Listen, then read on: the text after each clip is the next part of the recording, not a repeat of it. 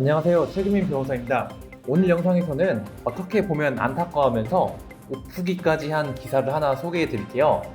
결혼을 한 지 얼마 안 된 신혼부부였는데 아내가 남사친 2명과 함께 술자리를 가졌습니다. 남편도 아내와 남사친 2명이 친한 걸 알고 술 마시는 걸 동의했습니다. 그런데 남편이 야근을 하고 새벽 늦게 집에 들어왔는데 집에 들어온 남편은 충격적인 장면을 목격했습니다. 아내가 상의만 입고 소파 위에 누워 있었던 것입니다. 거실 바닥에는 술잔과 접시 등이 3개씩 세팅되어 있었는데 아내가 밖에서 남사친들과 술을 마시고 신혼집에 들어와 이차를 한 것이었습니다. 아내가 자고 있는 모습을 보면 누가 봐도 외도를 의심할 수밖에 없었기 때문에 남편은 아내를 추궁했으나 아내는 남편이 생각하는 그런 일은 없었다고 답변했습니다. 억울함을 호소하는 아내는 결국 산부인과에 가서 성관계 여부 등을 검사받았는데 검사 결과 성관계를 가진 흔적이 검출되지는 않았다고 합니다.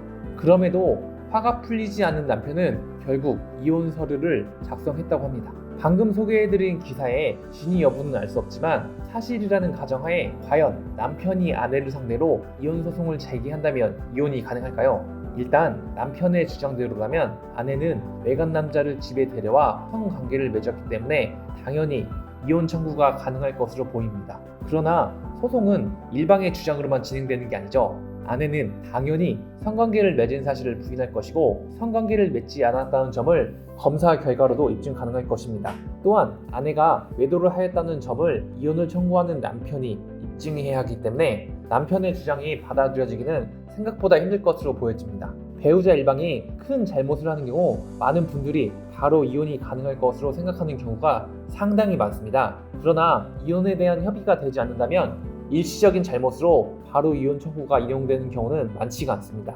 방금 소개해드린 사건도 평소 아내의 태도에 따라 소송 결과가 바뀔 수 있습니다. 아내가 평소에도 남사친을 집에 데려와 술을 마시면서 놀고 외박도 자주 하고 그랬다면 남편의 이혼 청구가 인용될 수도 있습니다. 즉, 이혼 사유라는 것이 획일적으로 정해진 것이 아니기 때문에 사안에 따라 공격, 방어 방법이 다양합니다. 이에 상황에 맞는 법률적인 주장을 펼치기 위해서라도 전문가의 도움이 꼭 필요한 것이 소송이라고 볼 수 있습니다.